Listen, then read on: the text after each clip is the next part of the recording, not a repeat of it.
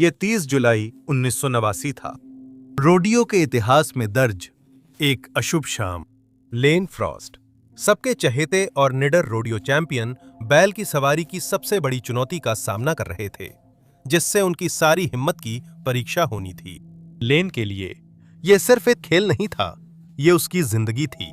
उसका काम प्रकृति द्वारा बनाए गए जानवर की पीठ पर 8 सेकंड तक टिके रहना, जबकि वह उसे रैग डॉल की तरफ फेंकने को तैयार था, यही उसका काम था। जिस जानवर की बात हो रही है वो कोई साधारण सांड नहीं था। उसका वजन 1500 पाउंड था। काम को करने वाला एक डरावना किंवदंती था, विशाल, मांसल और निर्दयी। ये ऐसा है जैसे 5 फ्रिज सींग निकालकर तुम्हारी तरफ दौड़ रहे हों। और उस बारिश से भीगी रात में, जब तूफानी बादल ऊपर गरज रहे थे और अखाड़ा कीचड़ में बदल गया था, हालात पहले से कहीं ज्यादा मुश्किल थे। लेकिन लेन अपनी शांति और बुल रोप पर मजबूत पकड़ के साथ बिल्कुल नहीं डगमगाए। वह ऊपर चढ़े, मांसपेशियां तनी थीं, जबड़े भींचे थे। चूट खुल गई। सांड उग्रता के साथ उछल पड़ा। भीड़ गर्जी जैसे बिजली कड़की। हर उछाल, हर मोड़, हर सांस एक जंग थी। और लेन के लिए मैं बस सोच सकता हूं कि वो 8 सेकंड उसे 8 घंटे जैसे लगे होंगे। उसे अंदाजा भी नहीं था कि ये उसकी आखिरी सवारी होगी, और उसे ये भी नहीं पता था कि ये खेल को हमेशा के लिए बदल देगी। ये सिर्फ एक ऐतिहासिक सवारी की बात नहीं है, ये उस आदमी की कहानी है जो प्रतीक बना, और उस सांड की जो बदनाम हुआ। आज मैं उस सांड की दुखद और रोमांचक कहानी बताऊंगा जिसने लेन फ्रॉस्ट को मार डाला। एक्सट्रीम में आपका स्वागत है। लेन का जन्म 12 अक्टूबर 1963 को ला जुंटा, कोलोराडो में हुआ था, जो मेरी जगह से सिर्फ 3 घंटे दूर है। उनके पिता क्लाइड रोडियो की 3 स्पर्धाओं में माहिर एक साहसी और कुशल काउबॉय थे। बचपन में लेन अपने पिता को अक्सर मुकाबला करते देखते थे। शायद ये पूरी तरह नहीं समझ पाते थे कि हर बार जब उनके पिता सांड पर सवार होते हैं तो वे कितने बड़े खतरे का सामना करते हैं। लेकिन अपने पिता की बहादुरी और कौशल को इतनी कम उम्र में देखने से उनके भीतर भी वही जुनून जाग गया, जिसने उन्हें भी उसी रास्ते पर चलने के लिए प्रेरित किया। लेन का परिवार आखिरकार उनके बचपन में ओक्लाहोमा चला गया। वहां वे रोडियो की विरासत में पूरी तरह डूब गए। उन्होंने राज्यों के दिग्गज काउबॉयज की कहानियां सुनने में कई घंटे बिताए। शायद उनमें कुछ उसके पापा के दोस्त भी थे। अगर आप लेन की मां एल्सी से पूछें तो उनके अनुसार बचपन में उसे बुल राइडिंग में खास दिलचस्पी नहीं थी। इंटरव्यू में उन्होंने कहा, उसे कभी दिलचस्पी नहीं थी। वह मुश्किल से ही रोडियो देखता, जब तक मैं न कहूं कि तुम्हारे पापा राइड करेंगे, और तब वह देखता था। बाकी समय वह मिट्टी में खेलता रहता था। अपनी मां की बातों के बावजूद बुल राइडिंग उसके खून में थी, और 5 साल की उम्र में उसने पहली बछड़े की सवारी कर ली। जल्दी साफ हो गया कि वह जन्मजात प्रतिभाशाली है, और लेन ने देश भर के युवा रोडियो में कई पुरस्कार जीते। हम में से अधिकतर अपने बच्चों को खतरनाक सांड पर बैठाने की नहीं सोच सकते, लेकिन 10 साल की उम्र तक इस युवा काउबॉय ने विभिन्न प्रतियोगिताओं में बिना काठी की सवारी में पहला, बछड़े को रस्सी से पकड़ने की स्पर्धा में दूसरा और बछड़े की सवारी में तीसरा स्थान हासिल किया। यूइंटा बेसिन में लिटिल बकारूस रोडियोज में 1981 में वो national high school bull riding champion बने, और 1 साल से भी कम समय में उन्हें फोर्ट वर्थ, टेक्सास में पहली यूथ नेशनल फाइनल्स के बुल राइडिंग चैंपियन का ताज पहनाया गया। अब तक सब कुछ रफ्तार पकड़ चुका था, और लेन अमेरिका के इतिहास के महानतम बुल राइडरों में से एक बनने की राह पर थे। उन्होंने 1982 में हाई स्कूल से स्नातक कर प्रोफेशनल रोडियो काउबॉय एसोसिएशन में शामिल होकर पूर्णकालिक तौर पर सवारी शुरू की। 2 साल बाद उन्होंने पहली नेशनल फाइनल्स रोडियो के लिए क्वालिफाई किया। यह बुल राइडिंग का शिखर था, जिसे जीतना हर राइडर को इतिहास में अमर कर देता। अब तक लेन के पास प्रशंसकों की एक बड़ी संख्या इकट्ठा हो गई थी, जो उन्हें न केवल उनके साहसी रवैये के लिए पसंद करते थे, जिसने उन्हें एरिना के सबसे खतरनाक सांडों पर चढ़ने के लिए प्रेरित किया, बल्कि उनकी अनोखी कौशल क्षमता के लिए भी। भीड़ एरिना में उमड़ती थी और हैरान रह जाती थी जब वो लगातार सांडों पर स्कोर करता था। ये सचमुच मानो गतिमान कला थी, और उसके प्रशंसक उसकी प्रतिभा की सराहना किए बिना नहीं रह सकते थे। 1986 में उसने अपने करियर को आगे बढ़ाया और प्रतिष्ठित national finals rodeo bull riding average खिताब जीता। लेकिन ये बुल राइडर का सबसे बड़ा इनाम नहीं है। लेन उस साल वर्ल्ड चैंपियन बनने से चूक गए और तीसरे स्थान पर रहे, लेकिन उन्होंने इसे खुद पर हावी नहीं होने दिया। अगले साल और मेहनत की और 1987 के अंत तक उनके सपने सच हो गए। आखिरकार वे बुल राइडिंग के वर्ल्ड चैंपियन बने। लेन ने इस सफलता के बाद लगातार 5 साल 1984 से 1988 तक नेशनल फाइनल्स रोडियो के लिए क्वालिफाई किया। ये काउबॉय का सुपर बाउल है, जहां हर साल देश के टॉप काउबॉय और काउगर्ल्स कई इवेंट्स में मुकाबला करते हैं। अपनी उपलब्धियों और अब एक वर्ल्ड चैंपियनशिप जीतने के बावजूद उनकी सबसे उल्लेखनीय उपलब्धियों में से एक 1988 में आई। इस अफरा तफरी की ट्रेन पर एक छोटा सा मोड़। अगर आप और भी असली बिना कटे हुए किस्से सुनना चाहते हैं जो हम यहां नहीं दिखा सकते, तो पेट्रियन पर एक्सट्रीम कम्युनिटी से जुड़िए। असली एक्सट्रीम पर मिलते हैं। 1988 में लेन ने एक इवेंट में हिस्सा लिया जिसे चैलेंज ऑफ द चैंपियंस के नाम से जाना जाता है। इस प्रतियोगिता की शुरुआत रोडियो की प्रसिद्ध शख्सियत जॉन ग्रोहनी ने की थी। उन्होंने योजना बनाई कि लेन का सामना एरिना में आने वाले सबसे कुख्यात जानवर अपने सांड रेड रॉक से हो। देखिए, यह सांड कोई साधारण जानवर नहीं था। यह सांड बैल सवारों के लिए मानो सबसे बड़ा लक्ष्य था। 300 से भी ज्यादा बार बैल सवारों ने 8 सेकंड तक टिके रहने की कोशिश की थी और हर बार वे गिरा दिए गए थे। काउबॉय। दुनिया में बहुतों को यह काम लगभग नामुमकिन लगता था। 1800 पाउंड से अधिक वजन वाला रेड रॉक रोडियो इतिहास के सबसे बड़े और खतरनाक बैलों में था। उसकी अजेयता ने उसे काउबॉय दुनिया की किंवदंती बना दिया। लेन को रेड रॉक के खिलाफ मुकाबले का मौका मिला तो उसने बिना हिचकिचाए स्वीकार किया। उसने चुनौती स्वीकार की और इतिहास में नाम दर्ज कराया जब 20 मई को रेडिंग रोडियो कैलिफोर्निया में 5वीं कोशिश में रेड रॉक की सवारी करने वाला पहला व्यक्ति बना। 1989 तक लेन ने बुल राइडिंग खेल में अपना स्थान सबसे महान नामों में से एक के रूप में पक्का कर लिया था। लेकिन उसकी काबिलियत ही नहीं, उसने काउबॉय समुदाय का दिल भी जीता। लेन की मुस्कान इतनी प्यारी थी कि वह किसी भी कमरे को रोशन कर सकती थी और उसकी करिश्माई पर्सनालिटी और दयालुता ने उसे अपने प्रशंसकों से गहराई से जुड़ने का मौका दिया। समय आने पर जैसे ही लेन ने बैल के पिछले पैरों की रस्सी पकड़ी और 8 सेकंड टिके रहे, वो तुरंत परफॉर्मर बन गया और वही पुराना बिजनेस शुरू हो गया। ऐसे बैलों से निपटते समय गलती की कोई गुंजाइश नहीं होती थी। उसके काम में एक छोटी सी गलती या ध्यान भटकना ही जीवन और मृत्यु के बीच का फर्क बन सकता था। मैंने इस चैनल पर कई वीडियो साझा किए हैं जिसमें इन जानवरों की खतरनाक और अप्रत्याशितता दिखाई है। कई के पास इतनी ऊंची बकौफ प्रतिशत होती है कि हमें यह सोचने पर मजबूर कर देती है कि आखिर कोई इन जानवरों पर सवार होने की कोशिश क्यों करता है। जब आप इसमें उनका भारी वजन और बेजोड़ ताकत जोड़ दें, तो यह समझना आसान हो जाता है कि क्यों सबसे मजबूत बुल राइडर भी अपने उस शाम के डांसिंग पार्टनर की आंखों में आंखें डालते ही डर से भर जाते हैं। अपनी पीढ़ी के श्रेष्ठ राइडरों में गिने जाने के बावजूद लेन हमेशा विनम्र रहे। वो इस बात को अच्छी तरह समझते थे कि किसी भी सांड की जबरदस्त ताकत उन्हें समय से पहले कब्र तक पहुंचा सकती है। यही जीवन उन्होंने चुना था और हमें नहीं लगता कि उन्हें कभी पछतावा हुआ। 30 जुलाई 1989 को वो एक ऐसे सांड के आमने सामने आएंगे जो इतिहास की दिशा हमेशा के लिए बदल देगा। सिर्फ 25 साल की उम्र में लेन को वायोमिंग के शाइन फ्रंटियर डे शो में एक बुल राइडिंग इवेंट में हिस्सा लेना था। यह लोकप्रिय इवेंट लेन के लिए लगातार 6ठे साल नेशनल रोडियो फाइनल्स में अपनी जगह बनाने का रास्ता था। पर उसके रास्ते में एक बड़ा सांड था जिसे लोग टेकिंग केयर ऑफ बिजनेस कहते थे। करीब 1500 पाउंड वजनी ये उसके सबसे बड़े दुश्मन रेड रॉक जितना भारी तो नहीं था। जहां कुछ सांडों को उनकी अनिश्चितता या जबरदस्त फुर्ती के लिए सवार उनसे डरते भी थे और उन्हें याद भी रखते थे, वहीं टेकिंग केयर ऑफ बिजनेस ने रोडियो इतिहास में अपना नाम एक बिल्कुल अलग वजह से दर्ज कराया। Taking care of business Brahma सांड था जो बैड कंपनी रोडियो के पास था। यह ग्रुप सबसे खतरनाक सांडों को तैयार करने के लिए प्रसिद्ध था।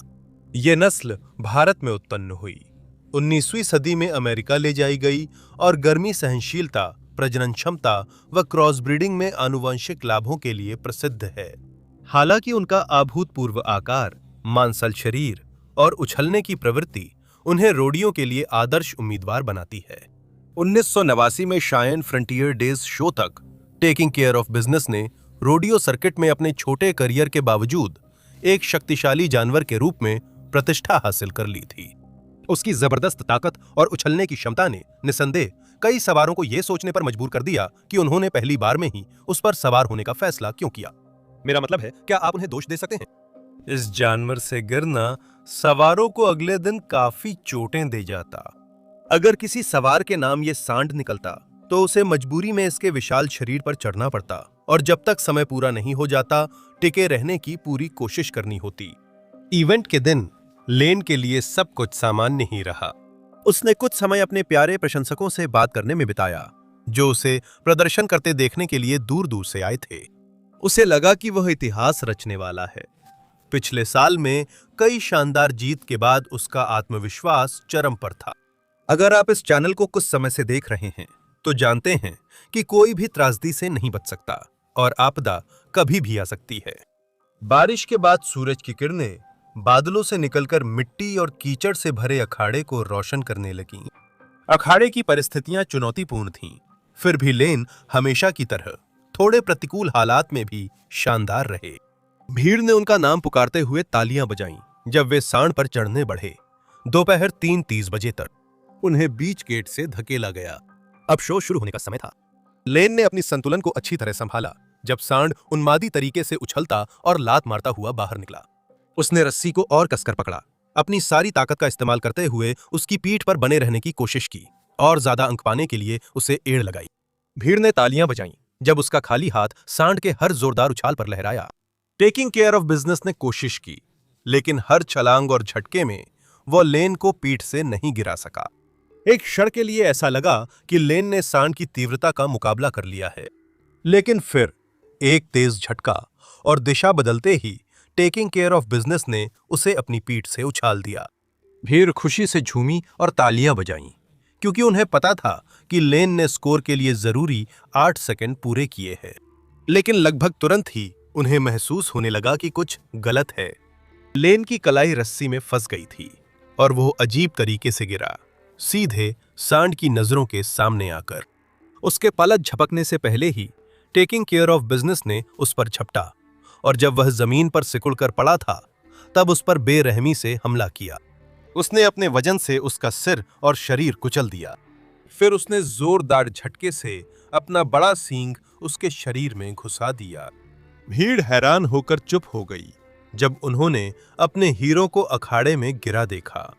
कुछ ही देर में लेन फिर खड़ा हो गया, पर नुकसान हो चुका था।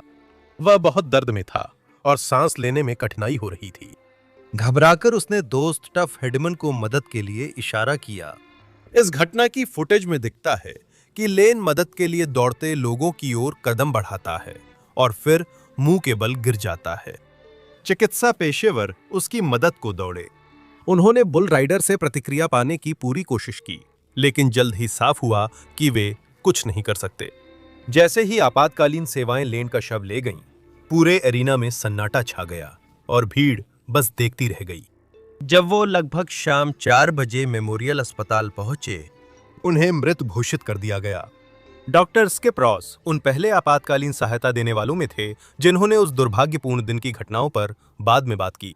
उनका मानना था कि सांड के सींगों से लेन की कई पसलियां टूट गईं और संभवतः एक पसली ने बड़ी धमनी या दिल को फाड़ दिया, जिससे गंभीर आंतरिक रक्तस्राव हुआ। टेकिंग केयर ऑफ बिजनेस ने खेल के इतिहास के सबसे महान बुल राइडर्स में से एक की जान ले ली थी और अपने बाकी करियर में उस पर लेन फ्रॉस्ट को मारने वाले सांड का कलंक लगा रहा। जब लोग उस शाम लेन फ्रॉस्ट का मुकाबला देखने एरिना आए तो किसी ने नहीं सोचा था कि वे लेन को सांड की पीठ पर आखिरी बार देखेंगे। 25 साल के युवक की मौत की खबर तेजी से फैल गई। कई लोग इस पर यकीन नहीं कर पाए, जबकि काउबॉय समुदाय के अन्य लोग सदमे में थे। अपने समय के बेहतरीन बुल राइडर्स में से एक की ऐसी मौत कैसे हो सकती है? जैसा कि फ्लिंट रासमुसेन, एक प्रतिष्ठित पीबीआर रोडियो बैरलमैन ने कहा, ऐसा आदमी, एक वर्ल्ड चैंपियन जिसे हर कोई जानता था, हमारे लिए वो बस ऐसा ही था, इतना अछूता, इतना अविश्वसनीय। उस दिन के बाद से राइडर्स बिना कुछ कहे ये समझकर चूट में कदम रखते थे कि बैल की आम बकिंग के नीचे छुपा हुआ घातक खतरा क्या हो सकता है। कई लोगों के लिए जो हुआ उसकी सच्चाई दिल तक उतर गई और प्रोफेशनल राइडर्स को यह समझना पड़ा कि मौत कभी भी एरिना में आ सकती है। लेन की मौत ने रोडियो समुदाय को गहरे सदमे में डाल दिया और कई लोगों ने सवाल उठाए, क्या इस खेल को अपने राइडर्स से ज्यादा मनोरंजन की चिंता थी? उसकी दुखद मौत ने कई लोगों की आंखें खोल दी और बुल राइडिंग समुदाय को दो बातें बताईं। बुल राइडिंग में सफलता तभी मानी जाती है जब राइडर और सांड दोनों सुरक्षित बाहर आएं और बेहतरीन भी एक पल में गिर सकते हैं। हालांकि वो भयानक नुकसान जिसने रोडियो समुदाय को उसकी जड़ों तक हिला दिया, उसने सुरक्षा में एक बड़ी क्रांति भी ला दी। अचानक यह साफ हो गया कि एक रोमांचक सवारी और एक घातक त्रासदी के बीच की रेखा बहुत ही पतली है और शायद अब वक्त आ गया था कि इस खेल को अपने खिलाड़ियों की सुरक्षा के लिए कुछ और करना चाहिए। इस घटना ने बेहतर सुरक्षा उपायों की जरूरत को उजागर किया, जिसमें राइडर्स के लिए सुरक्षात्मक वेस्ट, हेलमेट और अन्य उपकरणों का इस्तेमाल शामिल था। रासमुसेन ने कहा, अब जब मैं अपने करियर और आज के बुल राइडर्स को देखता हूं, तो मुझे नहीं लगता कि उसे कोई चोट लगती। सुरक्षा आंदोलन में लेन के पुराने दोस्त और साथी बुल राइडर कोडी लैम्बर्ट अहम थे। उनकी मौत के करीब 3 साल बाद कोडी ने पहला सुरक्षात्मक जैकेट डिजाइन और जारी करने में मदद की, जो राइडर्स को गंभीर चोटों से बचाता था। जैकेट का विचार उनके छोटे भाई से आया था, जो एक जॉकी था और रेस घोड़ों की सवारी करता था। लैम्बर्ट ने जॉकी जैकेट को इस तरह बदला कि वो राइडर्स के कपड़ों पर पहन सकें। ये लचीला, आसानी से उतारने योग्य और वेस्टर्न लुक वाला था, जो रोडियो माहौल से मेल खाता था। यहीं से सुरक्षा क्रांति शुरू हुई, जिसने बुल राइडिंग को हमेशा बदल दिया। अब राइडर्स को हर बार एरिना में प्रवेश करते समय जिन गंभीर खतरों का सामना करना पड़ता था, उनकी पूरी तरह से जानकारी हो गई थी। जेम्स बर्टन मूनी उन पेशेवर रोडियो काउबॉयज में हैं, जिन्होंने माना कि वे हमेशा लेन के ऋणी रहेंगे। अपने करियर के दौरान मूनी ने पीबीआर के साथ अपने वर्षों में खेल के कुछ सबसे उच्च रैंक वाले सांडों की सवारी की और 2016 में इतिहास रच दिया, जब वो करियर की कमाई में $7 मिलियन तक पहुंचने वाले पहले बुल राइडर बने। लेन उनकी नजरों में किंवदंती थे और एक इंटरव्यू में उन्होंने अपने करियर पर लेन के प्रभाव को बताया, मैं लेन फ्रॉस्ट को देखकर बड़ा हुआ हूं, इसलिए मैंने ऐसे ही बुल राइडिंग सीखी। मूनी ने माना कि कोडी के आविष्कार ने उसकी कई बार जान बचाई है। यह दुर्भाग्यपूर्ण है कि फ्रॉस्ट की मौत जैसी घटनाएं होनी पड़ती हैं ताकि चीजें बदलें और ऐसी कोई चीज मिल सके, लेकिन आप जानते हैं यह सब खेल का हिस्सा है। लेकिन लेन की मौत सिर्फ खेल की सुरक्षा तक सीमित नहीं थी। इसने प्रतियोगियों और प्रशंसकों के लिए रोडियो देखने का नजरिया बदल दिया। कई सवारों ने बुल राइडिंग को ज्यादा सम्मान और सतर्कता से लेना शुरू किया। नेवादा न्यूमैन मेलस्टोन मोंटाना के बुल राइडर ने कहा, यह दिखाता है कि यह एक खतरनाक खेल है और आप मर सकते हैं। इससे हमारे खेल के प्रति सम्मान बढ़ा।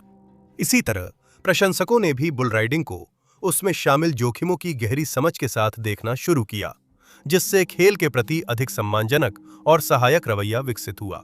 लेन फ्रॉस्ट का असर आज भी बुल राइडिंग में दिखता है। उनकी विरासत आज भी सवारों को प्रेरित करती है, जो उनके हुनर, व्यक्तित्व और खेल के प्रति उनकी समर्पण भावना से प्रेरणा लेते हैं। नेथन शेपर, एक पेशेवर बुल राइडर, ने कहा, हम हर दिन उनकी वजह से जश्न मनाते हैं। हम हर दिन उनकी ओर देखते हैं, उनसे प्रेरणा लेते हैं। ये लगातार प्रभाव बुल राइडिंग में सुरक्षा के महत्व की याद दिलाता है और लेन की याद को सम्मानित करने के लिए खेल में सुरक्षा उपायों को लगातार बेहतर बनाने की आवश्यकता को दर्शाता है। देखने के लिए धन्यवाद। अगले वीडियो में मिलेंगे। साहसी बने और बहादुरी से जिएं।